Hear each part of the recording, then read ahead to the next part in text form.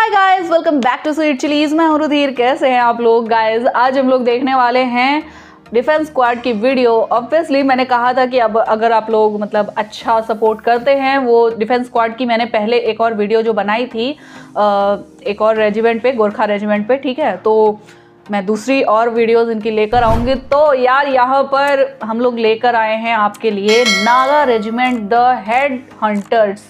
Okay, तो आज देखेंगे हम लोग इंडिया का ही, इंडियन आर्मी का ही एक और महत्वपूर्ण हिस्सा जो है, ठीक है। मतलब नागा रेजिमेंट, ये भी एक इम्पॉर्टेंट मतलब फोर्स है इंडियन आर्मी के, ठीक है, रिलेटेड है, और इन्हें द हेड हंटर्स के नाम से जाना जाता है। तो चलो यार इस वीडियो में देखते हैं कि वाई दे आर, मतलब क्यों इन्हें कहा जाता है द हेड हंटर्स के नाम से, ठीक है। और मतलब इनके नाम का इसका मतलब क्या है, क्यों ऐसा इनका स्पेसिफिक एक निक नेम क्यों ऐसा रखा गया है। चलो यार वीडियो स्टार्ट करते हैं एंड देन इसके बारे में बात करेंगे।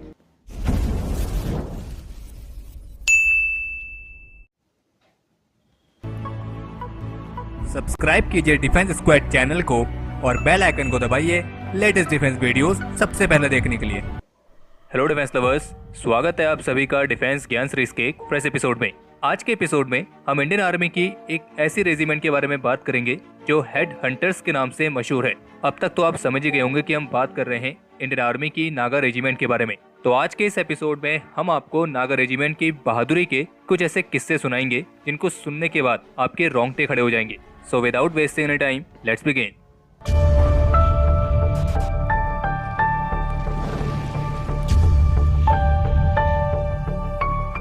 1970 में स्थापित हुई नागा रेजिमेंट इंडियन आर्मी की सबसे यंगेस्ट इन्फेंट्री रेजिमेंट में से एक है, और जो इसकी सबसे पहली बटालियन थी उसे रानीखेत में स्थापित किया गया था, यानी कि वही जगह जहां पे इंडियन आर्मी की हाईएस्ट डेकोरेटेड कुमाऊं रेजिमेंट का रेजिमेंटल सेंटर भी है। और जो ये नागा रेजिमेंट है ये कुमाऊं रेजिमेंट के साथ ही एफिलिएटेड है।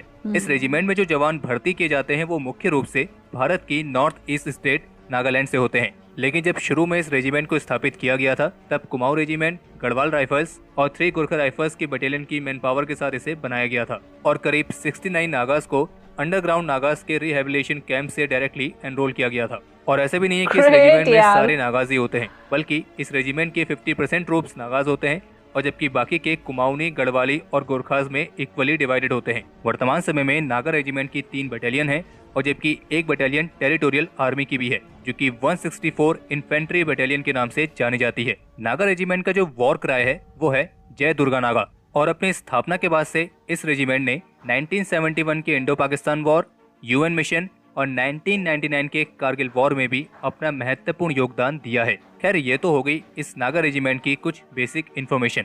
अब आते हैं इस रेजिमेंट से जुड़े कुछ ऐसे इंसिडेंट पर जिनको जानने के लिए ही आप में से अधिकतर लोग इस वीडियो को देखने आए हैं। तो जैसे कि वीडियो की स्टार्टिंग में हमने आपको कहा था कि जो नागा रेजिमेंट है ये मुख्य रूप से द हेड हंटर्स के नाम से जानी जाती है, यानी कि एक तरीके से ये नागा रेजिमेंट का निक नेम है। और अगर इस रेजिमेंट को इस तरह का निक नेम मिला है तो जाहिर सी बात है इसके पीछे कुछ मजबूत रीजन भी होगा। तो आपको हम बताना चाहेंगे कि जो नागा ट्राइबल है यानी कि नागा आदिवासी, वो ट्रेडिशनली अपने पास स्कल रखते हैं, और स्कल रखने के उनके मुख्य रूप से 2 कारण होते हैं। पहला तो ये कि जो उनके पूर्वज मर चुके हैं तो उनके सम्मान में और एक निशाने के तौर पर वो उनके स्कल को अपने पास प्रिजर्व करके रखते हैं। और दूसरा कारण ये है कि ये अपने उन दुश्मनों के स्कल भी रखते हैं जिन्हें इन्होंने मारा होता है, और मरे हुए दुश्मनों का स्कल उनकी जीत की निशानी होता है। तो मुख्य रूप से ये 2 कारण हैं जिस वजह से इन्हें हेड हंटर्स भी कहा जाता है। और संजय चौधरी द्वारा लिखी गई एक बुक जिसका नाम है डिस्पैचेस फ्रॉम कारगिल, इस बुक में एक इंसिडेंट के बारे में बात की गई है जिसमें 17 जाट बटालियन के एक सिपाही अपने सीनियर से इन नागा रेजिमेंट के सोल्जर्स के बारे में पूछता है, साहब सुना है ये सर काट के ले जाते हैं और इंसान भी खा लेते हैं। और नागा रेजिमेंट के दुश्मनों के अंदर इतना खौफ है कि उन्हें इतना डर है कि नागा रेजिमेंट के सोल्जर्स के हाथ अगर ये पड़ गए तो नागा रेजिमेंट दुश्मनों को बंदी नहीं बनाती है बल्कि सीधा फैसला ऑन द स्पॉट कर देती है। बाकी तो आप समझ ही सकते हैं हम क्या कहना चाह रहे हैं। इसके अलावा नागा रेजिमेंट से जुड़ा एक इंसिडेंट ये भी है कि जब इस रेजिमेंट की 2nd बटालियन को जम्मू कश्मीर में कुपवाड़ा डिस्ट्रिक्ट के किरन सेक्टर में इंडक्ट किया गया था, और जहां उन्हें 24 किलोमीटर लंबी एलओसी की सुरक्षा की जिम्मेदारी दी गई थी, और साथ ही साथ वहां पर उनका ये भी काम था कि वे एंटी नेशनल एलिमेंट्स और उनके ऑपरेशंस को भी काउंटर करें। और इसी सेक्टर पर तैनात रहते हुए जो 2nd नागा बटालियन थी उसने ऑपरेशन रोमियो नाम के एक लैंडमार्क ऑपरेशन में भी पार्टिसिपेट किया था, और इस ऑपरेशन रोमियो के साथ उनका प्रमुख उद्देश्य था एलओसी पर अपना डोमिनेशन स्थापित करना, यानी कि दुश्मनों से ज्यादा खुद एलओसी पर हावी रहना ताकि दुश्मन भारत में घुसपैठ ना कर सके। और अब आप इस रेजिमेंट की कुशलता के बारे में इसी बात से अंदाजा लगा सकते हैं कि ये जो पूरा ऑपरेशन था ये इतने प्रिसाइज तरीके से अंजाम दिया गया था कि भारत की तरफ एक सिंगल कैजुअलिटी भी नहीं हुई थी। इतना ही नहीं बल्कि ये भी कहा जाता है कि जब स्टार्टिंग में नागा रेजिमेंट को एलओसी पर डिप्लॉय किया गया था तो पहले होता ये था कि एलओसी पर जब आर्मी की कोई नई रेजिमेंट डिप्लॉय होती थी तो Pakistani army cross border firing करके उस रेजिमेंट का एक तरीके से स्वागत करती थी, यानी कि एक तरीके से वे डराने की कोशिश करते थे और ये दिखाना चाहते थे कि उनका डोमिनेशन ज्यादा है। और जब नागा रेजिमेंट एलओसी पर आई तब भी पाकिस्तानी काउंटर पार्ट्स ने यही किया। उन्होंने नागा रेजिमेंट की फॉरवर्ड पोस्ट पर मोटार शेल से हमला किया, लेकिन नागा रेजिमेंट ने उस समय उस हमले के लिए रिटेलिएट नहीं किया और पाकिस्तान की तरफ से करीब 2 मोटार शेल नागा रेजिमेंट की फॉरवर्ड पोस्ट पर फायर किए गए थे। लेकिन तब तक पाकिस्तानी आर्मी को नहीं पता था कि वे गलत पंगे ले रहे हैं। तो फिर हुआ यह कि लगातार अगली 2 रातों तक कुछ पाकिस्तानी सोल्जर्स सीमा पार करके भारत की तरफ आते, नागा रेजिमेंट की पोस्ट पर हमला करते और वापस भाग जाते। और जब 2 रातों तक लगातार ऐसा हुआ तो फिर नागा रेजिमेंट के सोल्जर्स ने उन पाकिस्तानी सोल्जर्स को पकड़ने के लिए एक जाल बिछाया और अब की बार जब पाकिस्तानी सोल्जर्स आए तो उनमें से 2 को नागा रेजिमेंट के सिपाहियों ने पकड़ लिया और उन्हें पकड़ के पेड़ से बांध दिया और उनके सामने अपना ट्रेडिशनल नागा डांस परफॉर्म किया। हालांकि इस वाले इंसिडेंट को लेकर यह भी कहा जाता है कि ये जो पूरी घटना हुई थी ये भारत की तरफ नहीं बल्कि पाकिस्तान की तरफ हुई थी और नागा रेजिमेंट के सोल्जर्स पाकिस्तान की तरफ गए थे उन्हें सबक सिखाने के लिए और उनको उनकी ही जगह पर बांध दिया था। और कहा जाता है कि जिन 2 पाकिस्तानी सोल्जर्स को इन्होंने पकड़ा था उनमें से एक की इन्होंने टांग काट दी और उसकी टांग को उनके ही सामने पका भी रहे थे। और फिर अगली सुबह नागा सोल्जर्स ने उन पाकिस्तानी सोल्जर्स को वापस जाने दिया। और जब ये घटना हुई तो उस समय नागा हवलदार और सिपाही के बीच एक कन्वर्सेशन काफी ज्यादा मशहूर है जो कि इंटरनेट पर काफी ज्यादा वायरल भी है और वो कन्वर्सेशन कुछ इस तरीके से है। तो जब उन पकड़े गए पाकिस्तानी सोल्जर्स को वापस छोड़ा जा रहा था तो नागा सिपाही ने अपने सीनियर से कहा, उस्ताद इनको रखते हैं, इनका स्वाद बिल्कुल चिकन जैसा है। तो इसके जवाब में उनके सीनियर ने ये कहा कि नहीं रे, इनको जाने दो, ये दोनों बहुत कमजोर हैं, अब यहाँ 3 साल रहना है, तो टेंशन मत ले और बहुत मोटे तगड़े मिलेंगे। और ये भी कहा गया है कि जो बदकिस्मत पाकिस्तानी सोल्जर्स नागा रेजिमेंट के सिपाहियों की गिरफ्त में आ गए थे वो असल में पाकिस्तानी आर्मी की बलूच रेजिमेंट से थे। और फिर इस घटना के बाद से जो 3 साल तक नागा रेजिमेंट उस जगह पर थे तब तक उन 3 सालों में पाकिस्तानी काउंटर पार्ट ने कोई भी ऐसी हरकत नहीं करी। और ये भी कहा जाता है कि इस इंसिडेंट के बाद पाकिस्तानी सोल्जर्स 3 सालों तक अपनी फॉरवर्ड पोस्ट को छोड़कर भाग गए थे। और ये पूरा इंसिडेंट इतनी तेजी से फैला कि एलओसी के पार जो पाकिस्तानी काउंटर पार्ट थे वे इतनी हिम्मत भी नहीं कर पा रहे थे कि वे अपने बायनोकुलर से नागा रेजिमेंट के सोल्जर्स पर नजर रखें। तो ये थे नागा रेजिमेंट से जुड़े कुछ इंटरेस्टिंग इंसिडेंट। और आपको ये भी बता दें कि 1999 के कारगिल वॉर में भी नागा रेजिमेंट की 2nd बटालियन ने पाकिस्तानी घुसपैठियों को खदेड़ने में महत्वपूर्ण भूमिका निभाई थी। और कारगिल वॉर शुरू होने से पहले जब ऐसे इनपुट्स मिलने लगे थे कि पाकिस्तानी घुसपैठिए भारत की तरफ आए हैं तब नागा रेजिमेंट की 2nd बटालियन उन यूनिट्स में से एक थी जिन्हें इस कारगिल कॉन्फ्लिक्ट में सबसे पहले इंडक्ट किया गया था। और चूंकि नागा रेजिमेंट के किस्से पाकिस्तानी सोल्जर्स पहले भी सुन चुके थे तो कारगिल वॉर के दौरान पाकिस्तानी सोल्जर्स के अंदर नागा रेजिमेंट के सिपाहियों का एक अलग ही खौफ था।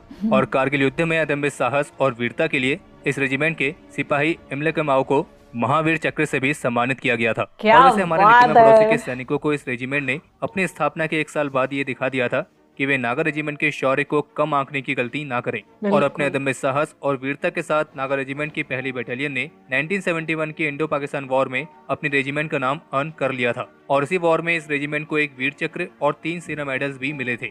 और जबकि इस रेजिमेंट की 2nd बटालियन सूडान में यूएन मिशंस में भी डिप्लॉय की जा चुकी है। बाकी इस रेजिमेंट को 1 महावीर चक्र, 8 वीर चक्र, 1 कीर्ति चक्र, 6 शौर्य चक्र, 1 युद्ध सेवा मेडल, 1 विशिष्ट सेवा मेडल और 48 सेना मेडल से सम्मानित किया जा चुका है। और मेजर डेविड मोनलम भी इसी रेजिमेंट के योद्धा थे जिन्हें मरणोपरांत कीर्ति चक्र से सम्मानित किया गया था और जो लप्पा ऑपरेशन के दौरान वीर गति को प्राप्त हुए थे। तो हमारे आज के इस एपिसोड के लिए इतना ही। अगर आपको वीडियो पसंद आई हो तो वीडियो को लाइक जरूर करें और साथ ही जितना ज़्यादा हो सके उतना ज़्यादा इस वीडियो को शेयर करें। बाकी आपका कोई भी सुझाव या सवाल हो तो कमेंट सेक्शन में आप लिख सकते हैं। और अगर चैनल को सब्सक्राइब नहीं किया है तो सब्सक्राइब जरूर कर लें और ये बिल्कुल फ्री है। ओके यार, यहाँ पे ये वीडियो ख़त्म। वाओ, मैं सच बताऊं यार, मैंने काफ़ी सारी रेजिमेंट्स का नाम सुना था, ठीक है, लेकिन नागा रेजिमेंट्स एक ऐसी रेजिमेंट है जिसका खौफ लोगों में भर भर के है, मतलब दुश्मनों में, है ना। कि इन सारी जितनी भी रेजिमेंट्स हैं इनकी अपनी एक अलग खासियत है ना, खूबी है, अलग खूबी है कि यार अगर किसी का नाम सुन ले तो दुश्मन को सोचना पड़ता है कि हाँ इस रेजिमेंट के साथ हमें कैसे लड़ना है, क्योंकि उन्हें पता ही नहीं है भैया इनका मतलब खास पैतरा कौन सा है, क्या है, कैसा है। और नागा रेजिमेंट जिस तरह से उन्होंने खोपड़ियाँ वगैरह रखी हुई थी ना, ओ माय गॉड, मतलब मेरा तो अंदर से मेरी रूह कांप गई भाई साहब, ये क्या है। और जैसा कि जो भी इनके बारे में जितनी भी गाथाएं प्रसिद्ध है ना, उनसे तो यार मतलब सोच के ही, उनको सुन के ही एकदम ऐसा गर्व से सीना चौड़ा हो जाता है कि वाह यार, they are our Indian army forces. और सच में यार मुझे बहुत ज़्यादा मतलब गूज़बम्प आ रहे थे, साथ में मुझे प्राउड भी फील हो रहा था कि यार ऐसे खतरनाक और सुपर फोर्सेस हमारी इंडियन आर्मी का हिस्सा हैं। And hats off them, salute है मेरा यार इंडियन आर्मी को, नागा रेजिमेंट को, एंड जय दुर्गा नागा। तो यार तुम लोग मुझे बताओ कि हाँ रिएक्शन कैसा लगा, ऐसी वीडियोस आप लोग और देखना चाहेंगे या नहीं, तो मैं इनके और ज़्यादा रिएक्शन लेकर आऊँगी। ओके, मिलते हो नेक्स्ट वीडियो में यार, तब तक अपना ख्याल रखें, जय हिंद।